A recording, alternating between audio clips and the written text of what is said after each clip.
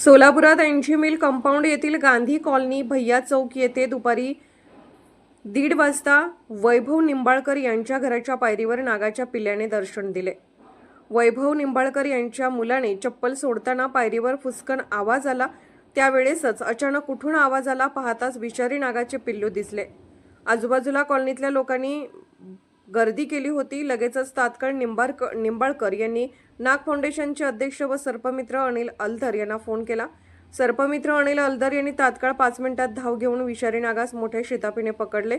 विषारी नागाच्या पिल्लाला जमलेल्या महिलांनी हळद कुंकू घेऊन पूजन करण्यासाठी आल्या होत्या, पण अलदर यांनी सापाबद्दल गैरसमज व अंधश्रद्धा दूर केली। उपस्थित जमलेल्या महिलांना व लोकांना नागपंचमीच्या दिवशी जिवंत नागाचे दर्शन झाले। सर्पमित्र अलदर, तुम्ही आलात व सापास पकडून जीवदान दिलं, खूप छान माहिती दिली व आभार व्यक्त केले।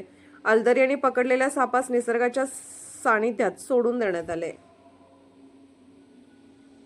गांधी कॉलनी एनजी मिल इथं बेबी कोब्रा जातीचा विषारी नाग पकडण्यात आलाय। आज नागपंचमीचा दिवस असल्यानं महिलांमध्ये उत्सुकता आहे की हळद कुंकू टाकण्याचा, तर हळद कुंकू न टाकता हे अंधश्रद्धा आहे, गैरसमज आहे। हळद कुंकूमध्ये केमिकल असते, तर त्या केमिकलच्या त्याच्याने सापाला त्रास होतो, इजा होती, त्याच्यामुळे साप मरू शकतोय। तर त्यासाठी हळद कुंकू वापरायचा नाही। सापाची पूजा फक्त करायची आहे, पण हळद कुंकू टाकून पूजा करायची नाही, ही लक्षात घ्या।